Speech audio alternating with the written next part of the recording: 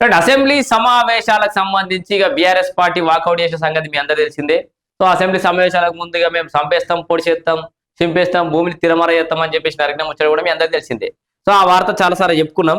అయితే ఇప్పుడు మదనపడుతురట చేతులు కాళ్ళంక ఆకులు పట్టుకున్నట్టు సమాజం అంతా గమనిస్తుంది. హరీష్ రావు గారు సమాజం అంతా గమనిస్తుంది, పోయి మీరు మాట్లాడరని మనం చాలా మొత్తుకున్నాం. లే అని ఆయనతో మమ్మల్ని మాట్లాడిస్తలేరు, మైకిత్తలేరు అని చెప్పేసి ఆయనతో బయటపడ్డాడు. అయితే ఇప్పుడు వాకౌట్ చేసి తప్పు చేసినామా అనుకుంటారట. సభలో ఉంటే కౌంటర్ ఇచ్చేందుకు ఛాన్స్ ఉండేది. గులాబీ ఎమ్మెల్యేలు ఒకటే చర్చనట, ప్రభుత్వ విమర్శలను తిప్పికొట్టలేకపోతున్నామని ఆవేదన. ఎందుకంటే వాళ్ళు మాట్లాడిందేమో అసెంబ్లీలో మాట్లాడారు, మీరేమో మీ సొంత దుకాణమే, మీరే సినిమా తీసుకొని మీ ఇంట్లో వేసుకొని మీరు చూసినాక సమాజానికి అంటే వెళ్తుంది. ఆ పీపీటీలు అవి ఇవి ఆయన ఇక్కడ ఆ ఫామ్ హౌస్లను హరీష్ రావు ఇంకా ఆయన ఫామ్ హౌస్ లో ఎన్నో ప్రిపేర్ చేసుకొని తీసుకొని పోయి గాంధీ భవన్లో ఏమని అంటే అంటే గాంధీ భవన్ అంటున్నా, అదేంటి బీఆర్ఎస్ భవన్, ఆ పార్టీ ఆఫీస్ కురుకుడు ప్రజెంటేషన్లు ఇచ్చుకుంటూ ఆడేవాడు ఆపేటోడు లేడు, ఆగేటోడు లేడు, అడిగేటోడు లేడు. కాబట్టి ఏం చెప్పినా నీదే నడుతుంది. కాబట్టి ఎవరింట్లో వాడే పెద్ద మనిషి కదా. ఇక నలుగురు పెద్ద మనుషుల దగ్గర అడిదికి పెద్ద మనుషులు ఇటు పెద్ద మనుషుల దగ్గర మాట్లాడమంటే శాతనం కాదు.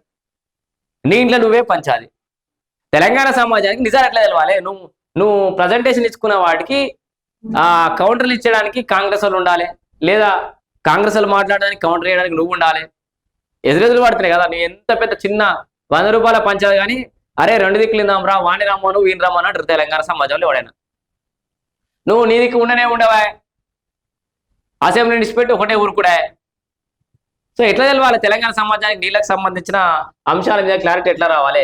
కాంగ్రెస్ మాటలే ప్రజల్లోకి వెళ్తున్నాయని అధిష్టానంపై ఆగ్రహం. సో పార్టీకి నష్టం కలిగించేలా నిర్ణయం అంటూ సతమతం, కేవలం భవన్లో మాట్లాడితే లాభం లేదని అసహనం, కార్యాచరణపై ఇంకా సస్పెన్స్, ఆందోళనలో గులాబీ లీడర్స్. వీళ్ళు ఏమంటారు అంటే మేము తిప్పికొట్టలేకపోతాం అంటారు. వాస్తవానికి ఇక్కడ బీఆర్ఎస్ పార్టీ అసెంబ్లీ సమావేశాల్లో పాల్గొనకపోవడం ఎక్కువ నిరుత్సాహపరిచింది ఎవరో తెలుసా? బీఆర్ఎస్ పార్టీ సోషల్ మీడియా వారియర్స్ని. ఎందుకంటే వాళ్ళు చాలా ఊహించుకోరు. కేసీఆర్ బాబు వస్తాడు, ఎలివేషన్లు ఇద్దాం, సారే కావాలంటారని బీజీఎంలు ఇద్దాం, తుక్కు రేగొడతాడు రేవంత్ రెడ్డిగా ఎన్ని రోజులకు రాలే కానీ ఇప్పుడు పులి బయటకు వచ్చిందని అందాం అనుకురు, రాలే. ఆ పెద్ద పులి గదే జూ పార్క్లోకి వెళ్ళిపోయింది, అయిపోయింది. ఇక ఈ చిన్న పూలన జిట పులి లెక్క ఇంత పెద్ద ఉంటే ఆ పూలన కొట్లాడుతాడేమో అనుకుంటే హరీష్ రావు ఆయన ఒక్క రోజుకే నన్ను మాట్లాడిస్తలేరని ఆయన బయటపడ్డాడు. కనీసం హరీష్ రావు కన్నా ఫైర్ ఎఫెక్ట్ లేచి ఇట్లా స్పార్క్ లేచి ఇట్లా బీజిఎం లేచి అంత నిన్ను ఎదురు చూస్తున్నాయి హరీష్ అన్న అనుకుంటే ఏదో పాటలు వేసి ఏదో చేద్దాం అనుకోరు. అట్లా కూడా వర్కౌట్ అవుతుంది. ఎటు చూసినా అసెంబ్లీలో మాట్లాడకపోవడం అనేది నేరం, ఘోరం. ఎందుకంటే మీరు ఆడ మాట్లాడితే దానికి విలువ ఉంటుంది, దానికి లెక్క ఉంటుంది. మీరు ఏం తప్పే చేయకపోతే, మీరేమో తెలంగాణకు ద్రోహం జరిగే విధంగా సంతకాలు వేయకపోతే ఆడ మాట్లాడచ్చు కదా. ఒక్క మాట అంటే బైకాట్ చేస్తారా అని చెప్పేసి ఆ కవిత కూడా అంటుంది. వాళ్ళకు మంచిగా మాగండాన మోపైన వాళ్ళు అనుకుంటున్నామంటది. ఈ నిర్ణయం అధిష్టానదా లేకపోతే హరీష్ రావుదా? అంటే బైకాట్ చేస్తుడు అనేది కేసీఆర్ బాబు చెప్పినా మీ నిర్ణయమా? కేసీఆర్ బాబు అసెంబ్లీకి రాకపోతే బీఆర్ఎస్ పార్టీ పతనాన్ని ఎవడు ఆపలేడని చెప్పింది డైరెక్ట్ ఆమె. కృష్ణా జలాల హక్కులు తగ్గించేలా సంతకం చేసింది ఎవరు? దానిపై హరీష్ రావు క్లారిటీ ఇచ్చి ప్రజెంటేషన్ ఇవ్వాల్సింది. బీఆర్ఎస్ లో ఆయన ఓ గుంపును తయారు చేశారు. ఎమ్మెల్సీ కవిత సంచలన వ్యాఖ్యలు. ఆయన గుంపు మేస్త్రి అవుతున్నాడు ఒక రకంగా. వాస్తవానికి హరీష్ రావే ఒక సపరేట్ గుంపును తయారు చేసిండు, పార్టీలా ఇష్టం వచ్చినట్టుగా బిహేవ్ చేస్తుండు. బబుల్ షూటర్కే, ట్రబుల్ క్రియేటర్కే మీరు బీఆర్ఎస్ డిప్యూటీ ఫ్లోర్ లీడర్ ఎట్లా ఇస్తారు? శాసనసభ వ్యవహారాలకు సంబంధించి ఆయన ఎట్లా పంపిస్తారు? ఆయన మాట్లాడితే జనాలకు నిజాలు ఏం తెలుస్తాయి అని అంటుండు కవిత.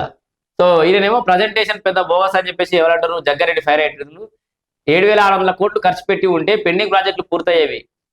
10 ఏళ్ల పాటు దొంగ డ్రామాలు చేశారు. హరీష్ రావుపై ప్రజెంటేషన్ పై ఈయన 90 కాళేశ్వరంపై కక్ష, పాలమూరుపై పగాన్ని 90 పేజీలు 2.5 గంటలట. సో రాబి ఎట్లా 2.5 గంటలు 90 పేజీలు పలికిండు కాళేశ్వరరావు. హరీష్ రావు కాదు, కాళేశ్వరరావు. కవితను అన్నది కాళేశ్వరరావు అని పేరు చెప్పేసుకున్నానే నాకేరు. కానీ 18 గంటలు 24 గంటలు ప్రాజెక్టుల కానే పండుకొని కట్టించిన అంటే హరీష్ రావు గారు. మరి ఎట్లా గోగినాయి? మరి ఎట్లా అవినీతి జరిగింది? మరి నువ్వు పండి కట్టించినావు, నీ మామ మేధస్సును రంగారించి చెమట చుక్కలు దార పోసి కట్టించిండు. మరి వాడి గురించి ఎందుకు సమాధానాలు చెప్పరు? సరే ఓకే, ఈ ప్రజెంటేషన్ అన్ని పక్కకు పెడదాం. సింపుల్ ఒకటే, ఈ పంచాయతీ ఇప్పటితోటి ఓడకూడదు. ఇక ఊరికి వార్తలు చెప్పుడు కాదు. హరీష్ రావు గారు, కల్వకుంట్ల చంద్రశేఖరరావు గారు జస్ట్ ప్రెస్ మీట్ పెట్టండి. సింపుల్. రేవంత్ రెడ్డి గారు కూడా నేను రిక్వెస్ట్ చేస్తున్నా, ఒక్క ప్రెస్ మీట్ పెట్టమన్నాం. ప్రెస్ మీట్ పెట్టి మీరు అది ఒకదంపుడు ఉపన్యాసం మీరే ఇచ్చిపోడు కాదు, విలేకరుల ప్రశ్నలకు సమాధానం చెప్పారు. జస్ట్ కేసీఆర్ గారు కూర్చోవాలి, హరీష్ రావు గారు కూర్చోవాలి, మీరు ఓడిపోయిన కాడ నుంచి మొదలు పెడదాం, లేదా మీరు మొదటిసారి గెలిచిన తెలంగాణ గవర్నమెంట్ ఫామ్ చేసిన కాడికి మొదలు పెడదాం. ఏం జరిగింది 10 ఏళ్లలో? ఒకరోజు డే మొత్తం పెట్టుకుందాం ప్రెస్ మీట్, పొద్దుగాల నుంచి పొద్దుగా దాకా ప్రెస్ మీట్ పెట్టుకుందాం, నిమ్మలంగా లంచ్ బ్రేక్ కూడా పెట్టుకుందాం. 10 ఏళ్లలో మీరు చేసినటువంటి అభివృద్ధి ఏంది, మీరు తీసుకొచ్చినటువంటి నిధులు ఏంది, మీరు చేసిన అవినీతి ఏంది, ఎందుకు ఓడిపోవాల్సి వచ్చింది, డిస్టర్బెన్స్లు ఎక్కడ వచ్చినాయి, హరీష్ రావు ఏం చేసిండు, కేటీఆర్ ఏం చేసిండు, నీళ్ళ మీద ఎవరో లేడర్ సంతకం, అన్ని డాక్యుమెంట్స్ తీసుకురావాలి. మళ్ళీ అప్పుడప్పుడే కేసీఆర్ గారు కృష్ణాజల్లకు సంబంధించి సంతకం పెట్టిన ఆ డాక్యుమెంట్ తీసుకురావాలి. ఇటు పెట్టలేదని వీళ్ళు ప్రూవ్ చేయాలి, పెట్టలేని వీళ్ళు ప్రూవ్ చేయాలి. ఇటు పక్క కూర్చోబెడదాం అందరినీ. ఇక ఈ శాసనసభకు వీళ్ళు వేయటట్లేరు. కానీ దమ్ముందా? అట్లా వచ్చే సమాధానం చెప్పే పరిస్థితిలో ఉన్నారా? ఆయన మీద ఫీల్డ్ రాహుల్ అన్నాడు, ఆయనతో పోయాడు. మళ్ళీ ఫీల్డ్ అంటే ఆయన బాయికాడ ఫీల్డ్ అనుకోండి, ఈ ఫీల్డ్ అని జనాలు తెలియదు. సో వ్యవసాయ క్షేత్రంలో ఫీల్డ్ అని ఆయన అన్నాడు, పొలిటికల్ ఫీల్డ్ ఉంటాడని మనం అనుకున్నాం. ఇదే పొరపాటు జరిగింది. మొత్తానికి మీరు ఎంత మొత్తుకున్నా బీఆర్ఎస్ పార్టీ ఆఫీసులో ఇప్పుడు మీ సినిమా మీరే చూపెట్టు, మీరే తీసుకొని మీ ఇంట్లో మీరే వేసుకొని చూసినట్టు ఉంది. ఇది సమాధానం చూపెట్టినట్టయితే లేదు. దాన్ని ఎవడు నమ్మడు కూడా. దాంట్లో నిజాలు కూడా ఉండొచ్చు కొన్ని, కానీ వీటికి ఎప్పుడు వాల్యూ పెరుగుతుంది? మీరు చెప్పిన నిజాలు ఎప్పుడు దానికి ఒక ఇది వస్తుంది. దానికి మీరు శాసనసభలో పోయి మాట్లాడినప్పుడే దానికి ఒక వాల్యూ వస్తుంది, దానికి ఒక విలువ పెరుగుతుంది. సో ఇట్లా వాకౌట్ చేసి తప్పు చేసినామని ఇప్పుడు తీసుకుంటారట బీఆర్ఎస్ పార్టీ ఎమ్మెల్యేలు అండ్ కార్యకర్తలు కూడా చాలా మదనపడుతుంది.